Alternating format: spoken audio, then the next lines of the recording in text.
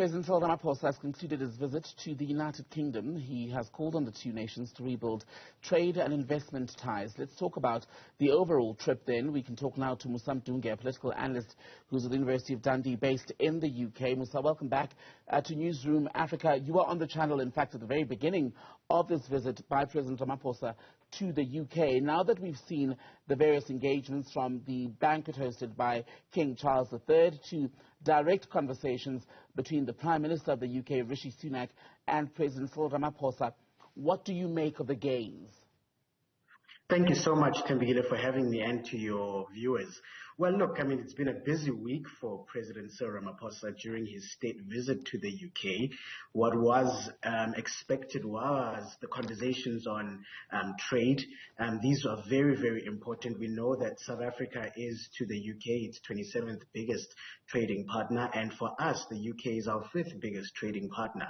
And so given that both countries are facing challenges with their economies respectively, there was a need to see whether closer bilateral agreement or relationship rather can lead to sort of economic hanging fruits. And I think primary among them is this conversation around a just energy transition. We know that the UK, with France, Germany, the EU and the United States of America have pledged support to South Africa's transition away from coal.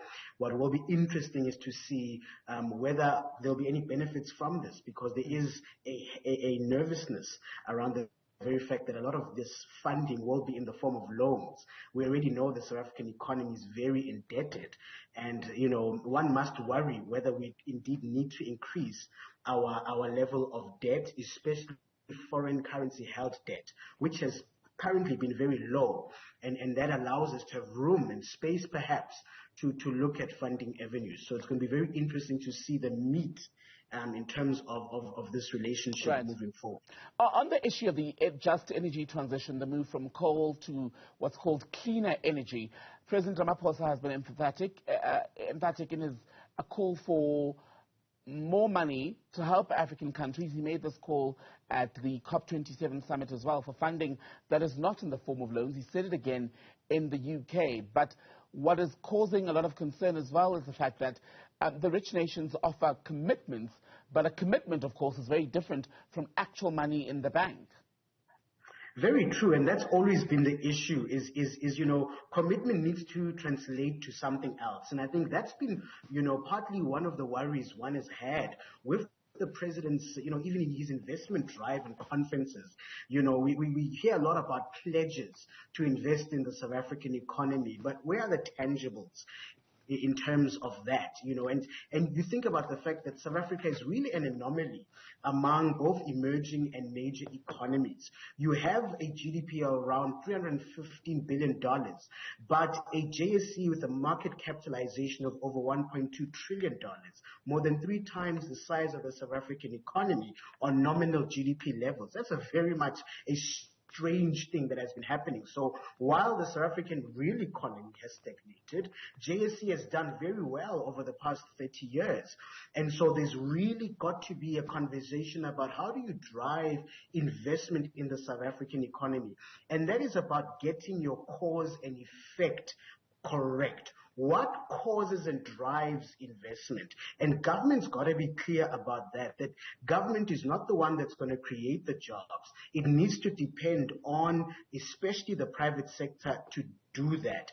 And it's going to be interesting for me to see what are sort of the partnerships between South African businesses and the state as well as the UK, because we cannot allow that just energy transition to solely be driven by foreign powers.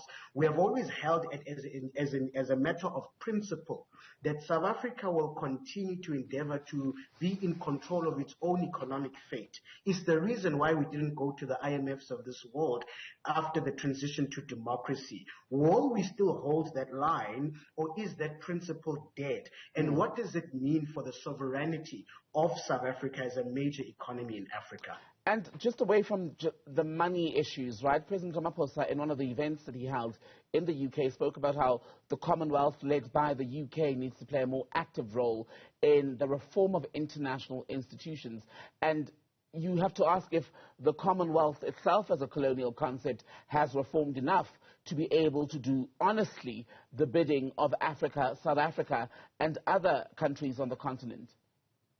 Well, yes. Look, I think for South Africa's strategy, it's a long-known thing that South Africa holds ambitions to become a member of the Security Council on a permanent basis. But of course, it faces the challenge of Nigeria and other players such as Egypt in terms of that. And so, relations with the UK become very important in order to gain support for South Africa, but more so for an African representation, in the United Nations. But the key is, of course, for me, fundamentally, the first battle is, can South Africa get the UK to move on its stance against Zimbabwe, towards Zimbabwe? That's a very critical matter that really for South Africa presents a headache, both in terms of its own resources to be able to continue to support so many, Zimbabweans who need support from the public healthcare system, education system, and home affairs in South Africa. So there's that level from a regional place. And then secondly, that there is that strategy about how does South Africa ensure and consolidate its voice on global issues. And so UK is a country that it can't ignore. But let's face the facts here. The UK needs us as much as we need them. They've gone through a post-Brexit period, and this is a period where they're asking a lot of questions. Where will the next trading partners come from? And South Africa offers for Rishi Sunak an opportunity to really build on this principle of a global Britain. What does that look like? And how does that show up, especially in a time where the United Kingdom faces growing competition from emerging powers such as China, Turkey, and India. And so how does it consolidate its position? This really is a meeting of two countries that are truly trying to reconfigure their role in the world. How does that look like for two leaders who are facing crises back home politically, who need to survive? And so this meeting was an important time for both leaders to sort of shine a light on other areas and remove the domestic pressures they find in their own political parties. But has South Africa not overestimated the ability of the UK to influence that sphere around the United Nations and, of course, the United Nations Security Council? Because when you look at the call, for example, for the inclusion of African countries, i.e., be it South Africa or Nigeria, in some of those forums, those aren't new calls yet. After multiple visits by leaders from the West to these countries and even South African, Nigerian presidents traveling abroad, it's still not happened.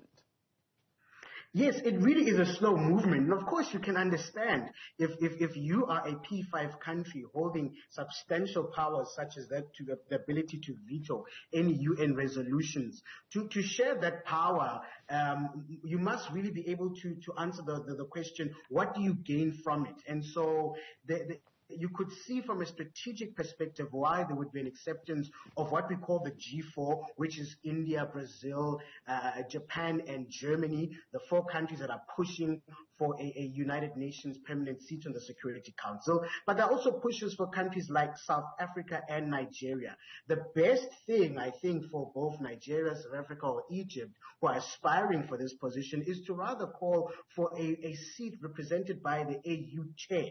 And I think that there'll be more consensus towards that, because we can't ignore as well the battles that are happening, the geopolitical battles that are even in relation towards these relationships. So it's not just United Kingdom that wants a closer relationship with South Africa, but of course you have Russia that wants a closer relationship, Germany that wants a closer relationship, right. And often these great powers themselves do not unite in terms of their interests. And so South Africa therefore becomes a source of competition. And that speaks to some of the geopolitical interest and divisions among the permanent members of the Security Council, which brings me to my next question. So whoever is able to lobby successfully, should it happen, for the permanent inclusion of an African state, or even via representation by whoever is AU chair, would we not as a continent be indebted to that nation for our continued stay? Well, look, it depends on how you come to those negotiation tables. You've always got to negotiate from a position of strength. But first you've got to recognize what is that strength. And let's be clear, we are talking about a market of over 1.3 billion people, a market that represents for until 2050 perhaps about 40% of global growth in terms of population. So and as well it is a market that is young. So Africa is the last frontier of global growth. There can be no doubt about that. So the countries that are able to sell that position are the ones that will win. And so South Africa wins when you think particularly on this notion of it being a gateway to Africa. I know people will talk about the fact that we are no longer the largest economy in Africa, but South Africa by far, is the largest African investor in the continent. And we can't ignore what influence that gives it. More so, the very fact that you think that 17 of the largest companies in Africa all are headquartered in South Africa. So South Africa has a role to play, but it mustn't take this opportunity to position itself as that Security Council permanent seat holder, but rather vie and push for an African representation. I think that is the best way in order to gain support from the other 54 nations on the African continent. Musa Mdunge, a pleasure to speak to you, political analyst at the University of Dundee in the United Kingdom. Thank you.